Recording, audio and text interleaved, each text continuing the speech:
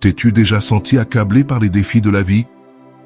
Le bouddhisme offre des outils pour trouver la sérénité et des solutions dans les moments difficiles. À travers des enseignements millénaires, nous pouvons apprendre à accepter l'impermanence, pratiquer la compassion et lâcher prise sur le contrôle. Ces pratiques nous guident pour trouver la paix dans l'adversité et transformer la souffrance en croissance personnelle. Accepte l'impermanence. La vie, accepte-la dans son impermanence. La vie est un constant flux. Rien ne reste identique pour toujours. Tout change. Les saisons passent, les gens viennent et s'en vont. Les moments heureux et aussi les difficiles se transforment. C'est une vérité simple mais puissante que le bouddhisme enseigne depuis des siècles. L'impermanence est la nature même de l'existence.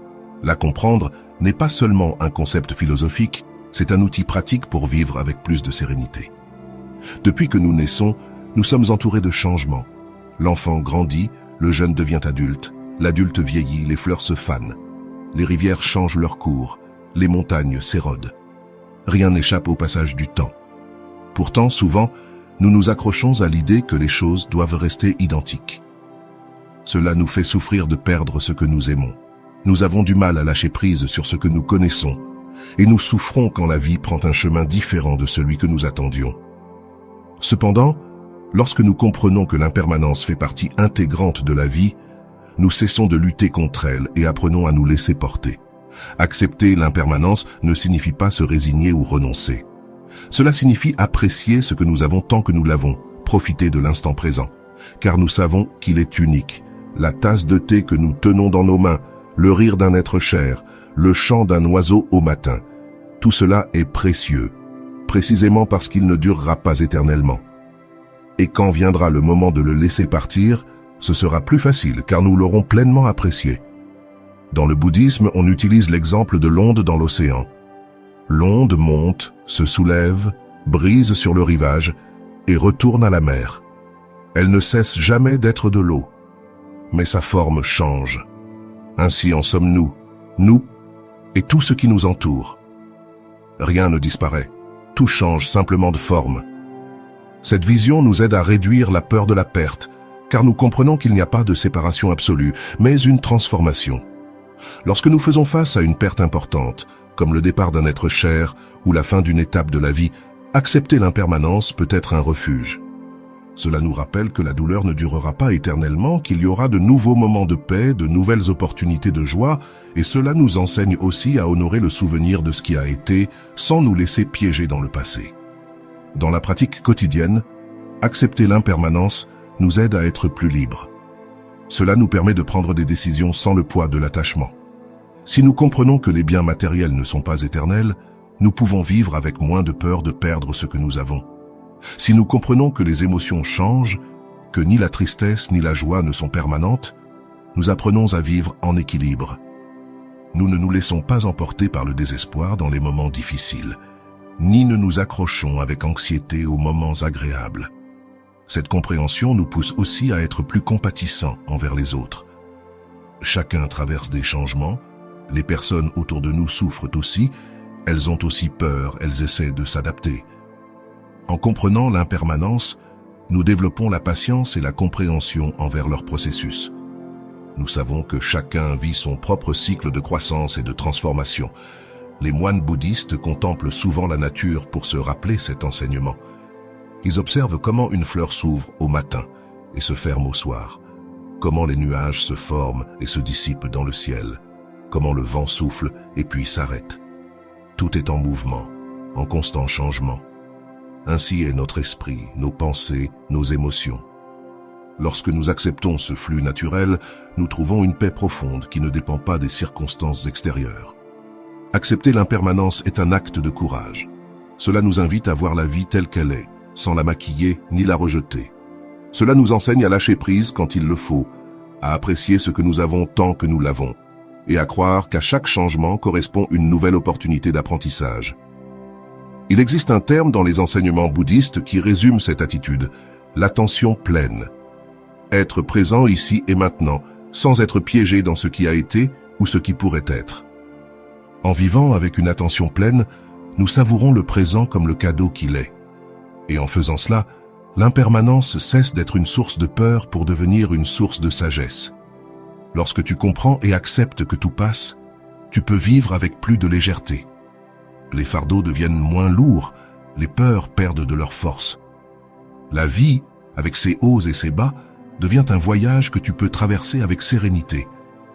Non pas parce que tout est parfait, mais parce que tu as appris à accepter le changement comme faisant partie de l'expérience humaine. Accepter l'impermanence est le premier pas vers une vie plus pleine et plus consciente. C'est la base sur laquelle nous construirons les enseignements à venir. À partir de là, tout ce que nous explorerons aura un sens plus clair, car cela découle de cette compréhension profonde et simple. Rien ne dure éternellement, et dans cette vérité réside la beauté et la valeur de la vie, le pouvoir de la compassion. Avant de continuer, si tu es nouveau sur ma chaîne, profite pour t'abonner et activer la cloche pour continuer à recevoir mon contenu et t'aider à vivre une vie beaucoup plus épanouie. Au cœur du bouddhisme, il existe un enseignement fondamental qui transforme notre manière de nous relier à nous-mêmes et aux autres. Cet enseignement est la compassion. La compassion va bien au-delà de la simple pitié ou du désir de consoler quelqu'un. C'est une force active née de la reconnaissance profonde de la souffrance d'autrui et du désir sincère de soulager cette souffrance. La compassion est une forme de sagesse en action. Dans la vie quotidienne, nous rencontrons de nombreuses personnes qui traversent des moments difficiles. Certaines le montrent ouvertement, d'autres le cachent derrière un sourire. En cultivant la compassion, nous apprenons à voir au-delà des apparences. Nous développons une sensibilité qui nous permet de comprendre la douleur de l'autre sans la juger ni la minimiser. Cela crée un véritable espace de connexion où les gens se sentent vus, entendus et valorisés.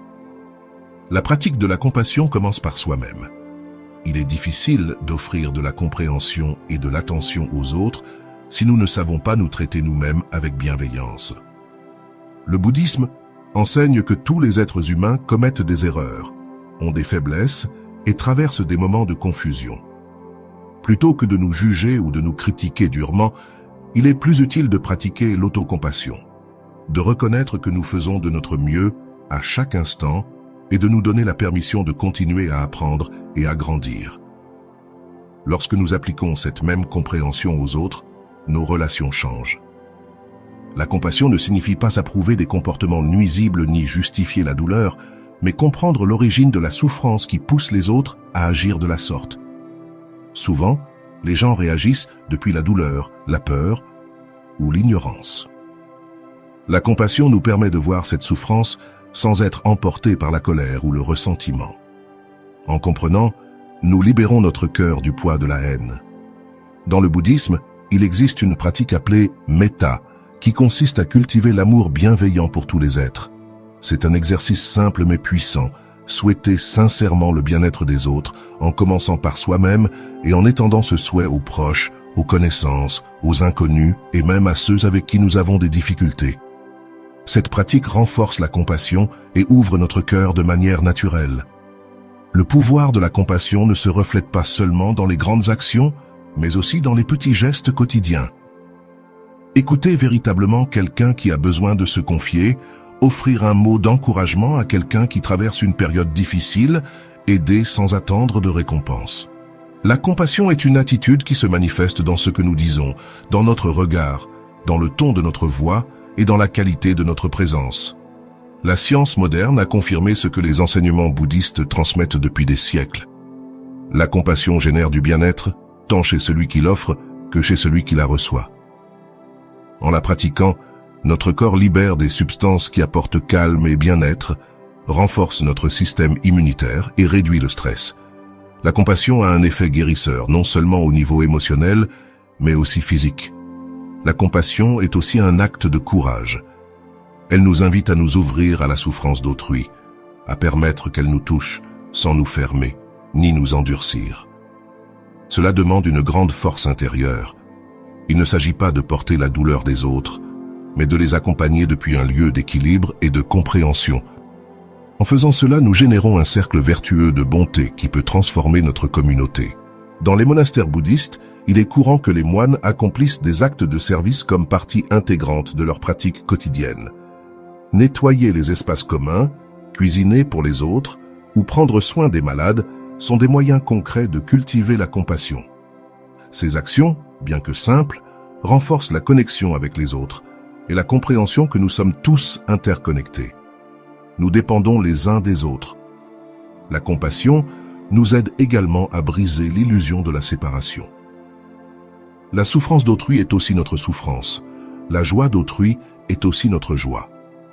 Cette compréhension nous pousse à agir avec responsabilité et soin dans nos relations et dans la manière dont nous traitons le monde qui nous entoure. À mesure que nous cultivons la compassion, nous remarquons un changement profond dans notre vie intérieure. Le ressentiment perd de sa force, l'égoïsme se dissout et la paix grandit. Nous devenons plus patients, plus attentifs, plus généreux. La compassion est un chemin vers une vie plus pleine et harmonieuse, où la quête du bien-être personnel s'étend au bien-être de tous. La pratique constante de la compassion nous rappelle qu'en dépit des différences, nous partageons tous la même aspiration: être heureux et éviter la souffrance. En comprenant cela, le jugement se transforme en compréhension, l'indifférence en intérêt sincère et la distance en proximité humaine. La compassion n'est pas seulement un idéal spirituel, c'est une forme concrète et pratique de transformer notre vie et celle de ceux qui nous entourent. C'est un pont qui unit les cœurs et génère un monde plus humain, où la douleur n'est pas ignorée, mais accompagnée avec respect et amour. Lâcher prise sur le contrôle. Dans la vie, il y a une tendance naturelle à vouloir contrôler tout ce qui nous entoure. Nous voulons nous assurer que les choses se passent comme nous l'avons prévu, que les gens se comportent selon nos attentes et que l'avenir soit prévisible et sécurisé. Cependant, tenter de contrôler chaque aspect de notre existence est une source constante de tension, d'anxiété et de frustration. Le bouddhisme enseigne qu'une grande partie de notre souffrance naît de cet attachement au contrôle. Lâcher prise sur le contrôle ne signifie pas tomber dans la passivité ou l'indifférence. Ce n'est pas renoncer à la responsabilité ni vivre sans direction. Il s'agit plutôt d'une attitude d'ouverture et de confiance envers la vie telle qu'elle est, sans résistance inutile. Il s'agit de reconnaître que, bien que nous puissions influencer certaines choses, il y en a beaucoup d'autres qui échappent complètement à notre domaine. Et lorsque nous acceptons cela, nous trouvons un sentiment de soulagement et de liberté. Le besoin de contrôler naît souvent de la peur. Peur du changement, peur de perdre ce que nous aimons, peur de l'inconnu. Nous croyons que si nous avons tous sous contrôle, nous pourrons éviter la douleur et garantir le bonheur. Mais la réalité est que la vie est imprévisible par nature. Peu importe combien nous planifions, il y aura toujours des facteurs que nous ne pourrons ni prévoir ni modifier. En comprenant cela, nous cessons de lutter contre ce qui est inévitable et apprenons à flotter. Imaginez un instant l'effort qu'il faut pour contenir l'eau d'une rivière avec ses mains. C'est impossible. L'eau trouve toujours un moyen de suivre son cours. Ainsi est la vie. Peu importe combien nous essayons de la retenir, elle continuera d'avancer et de changer. Au lieu de nous y opposer, nous pouvons apprendre à nager avec elle, en ayant confiance que le mouvement naturel du courant nous emmènera là où nous devons être. Dans les enseignements bouddhistes, on parle de l'importance d'accepter les causes et conditions qui déterminent chaque moment.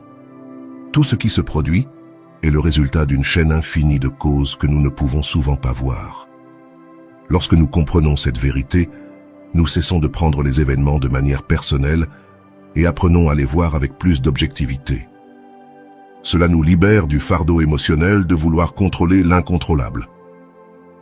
Lâcher prise sur le contrôle implique également de pratiquer l'humilité. Reconnaître que nous ne savons pas tout, que nous n'avons pas toujours raison et que nos idées ne sont pas les seules valides. Lorsque nous nous ouvrons à d'autres perspectives et acceptons la diversité des pensées et des chemins, notre vie s'enrichit. L'humilité nous permet d'apprendre et de grandir, plutôt que de rester prisonniers de la rigidité de nos croyances. Dans la pratique quotidienne, lâcher prise peut se manifester par de simples gestes. Écouter sans interrompre ni imposer notre opinion, accepter un changement de plan sans colère, permettre aux autres de prendre leurs propres décisions sans essayer de les manipuler. Ces actions, bien que petites, ont un grand impact sur notre paix intérieure et la qualité de nos relations. Le bouddhisme nous invite à cultiver l'attention pleine pour reconnaître quand nous sommes pris dans le besoin de contrôler. L'attention pleine nous permet d'observer nos pensées et nos émotions sans les juger, et nous offre l'espace nécessaire pour choisir comment répondre plutôt que de réagir de manière automatique. Nous pouvons décider de lâcher prise, de faire confiance et de permettre aux choses de suivre leur cours naturel. Trouver la paix dans l'adversité. La vie n'est pas toujours simple ni confortable. Il y a des moments où les difficultés semblent interminables et où la douleur nous enveloppe comme une brume épaisse. Dans ces moments-là, il est facile de perdre espoir et de penser que la paix est hors de notre portée. Cependant, le bouddhisme nous offre une perspective différente. Il nous enseigne qu'il est possible de trouver la paix même au milieu de l'adversité. La clé est de comprendre que la paix n'est pas quelque chose qui dépend des circonstances externes. Ce n'est pas un lieu que nous atteignons lorsque tout dans notre vie est en ordre. La paix est un état intérieur que l'on peut cultiver même dans un environnement incertain ou difficile. C'est une attitude qui naît lorsque nous cessons de lutter contre ce qui se passe et commençons à accepter chaque expérience telle qu'elle est. Lorsque nous affrontons l'adversité, il est naturel que des émotions intenses surgissent, telles que la peur, la tristesse ou la colère. Ces émotions ne sont pas nos ennemis, elles sont des réponses humaines qui ont leur raison d'être. Le premier pas pour trouver la paix au milieu de la douleur est de nous permettre de ressentir ce que nous ressentons, sans réprimer ni nier ces émotions.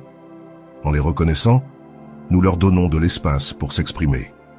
Peu à peu, elles se dissipent.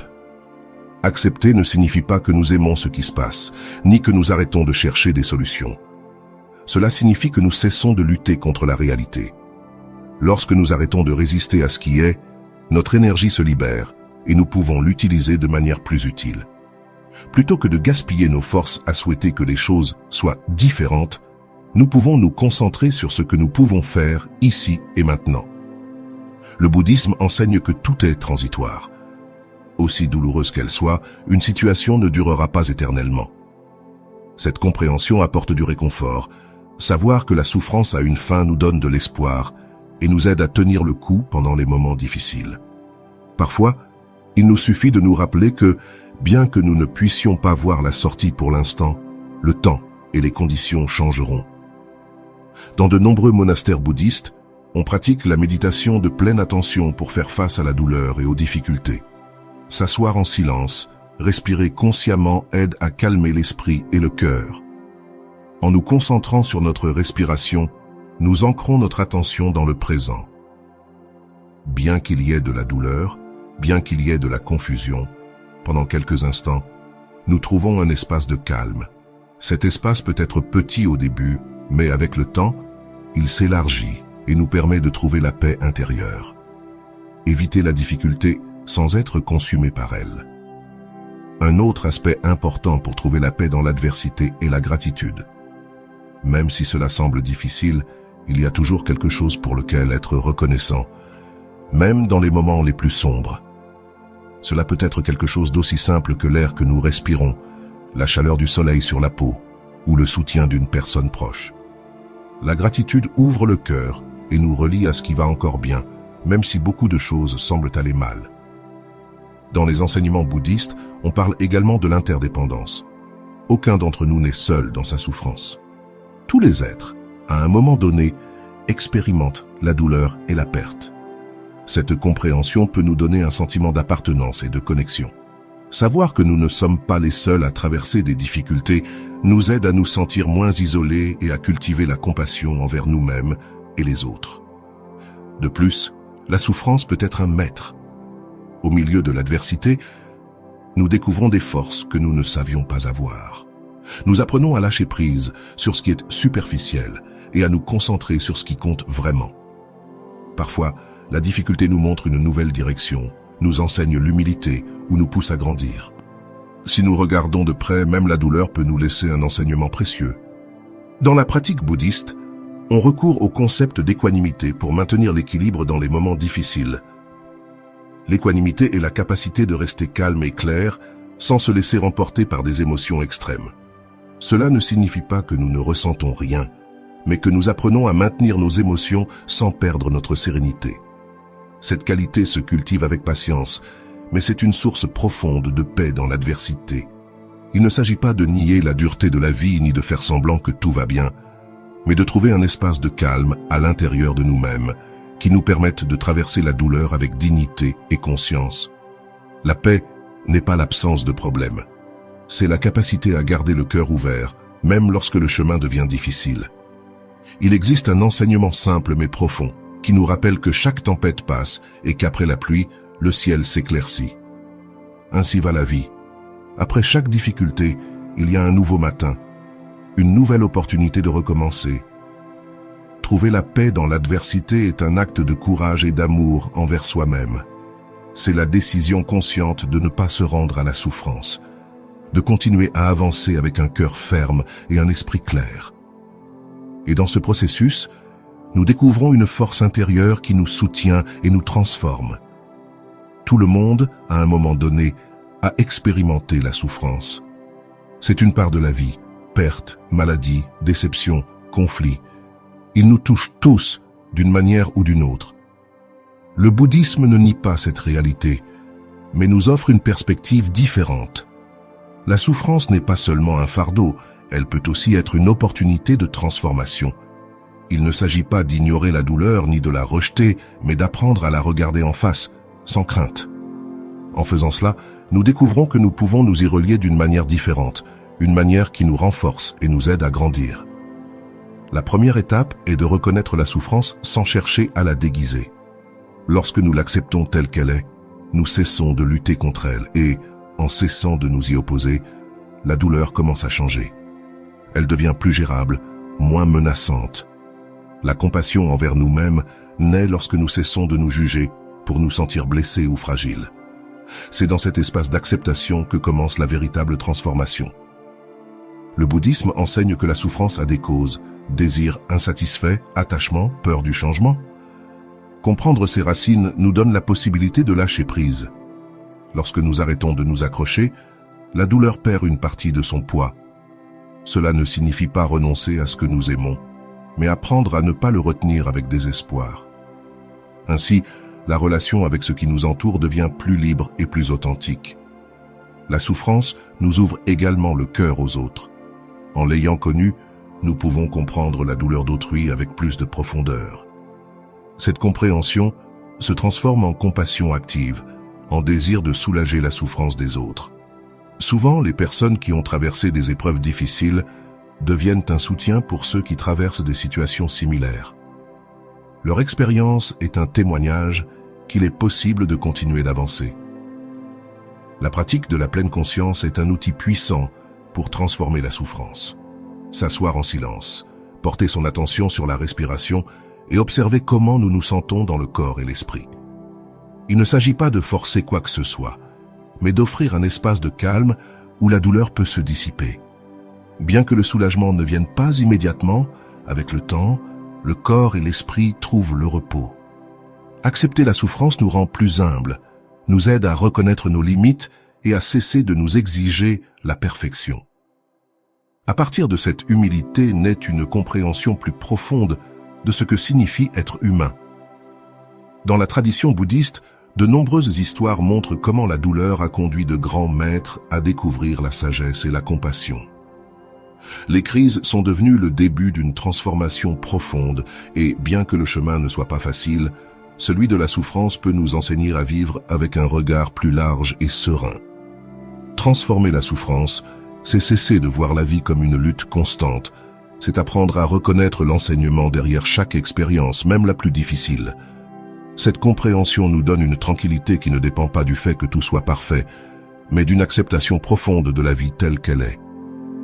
En traversant la douleur, nous découvrons souvent la gratitude. La lumière après la tempête est plus appréciée. Le silence, la compagnie, les gestes simples deviennent plus précieux. La douleur nous rend plus conscients de la beauté qui existe dans la simplicité. Le bouddhisme ne nous offre pas de solution rapide à la souffrance, mais il nous montre un chemin clair pour la transformer. Il nous invite à observer, à apprendre et à agir avec compréhension et compassion.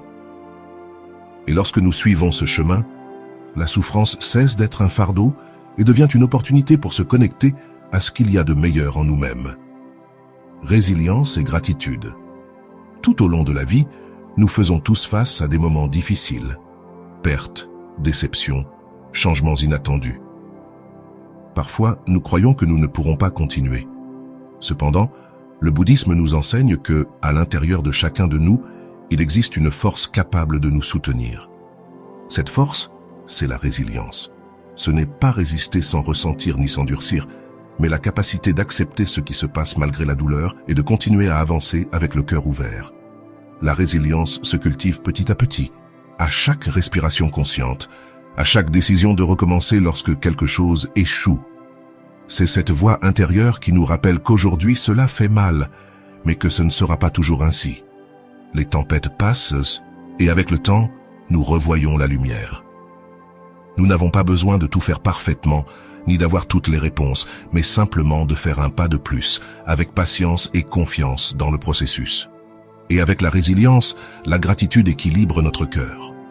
La gratitude ne nie pas la souffrance, mais elle nous aide à voir ce qui demeure. Parfois, il suffit de remarquer l'air frais sur le visage, la chaleur d'un regard, le simple fait d'être en vie. Ces petits moments sont ce qui nous soutient lorsque la vie semble difficile à comprendre. Le bouddhisme nous rappelle que la vie est un chemin de changement, mais aussi d'opportunités pour grandir. La résilience et la gratitude nous permettent de voir chaque expérience comme une part de notre apprentissage. Et même si nous ne pouvons pas éviter la douleur, nous pouvons choisir comment y répondre avec compassion envers nous-mêmes et envers ceux qui nous entourent. Merci d'être arrivé jusqu'ici et de t'être ouvert à ces enseignements. Si tu souhaites continuer à explorer ensemble ces idées qui peuvent transformer notre manière de vivre, abonne-toi à la chaîne. Je serai ravi de lire tes commentaires et de savoir ce que tu as appris ou ressenti pendant ce parcours. Ton expérience pourrait inspirer d'autres. À très bientôt dans la prochaine vidéo. Que la paix et la gratitude t'accompagnent chaque jour.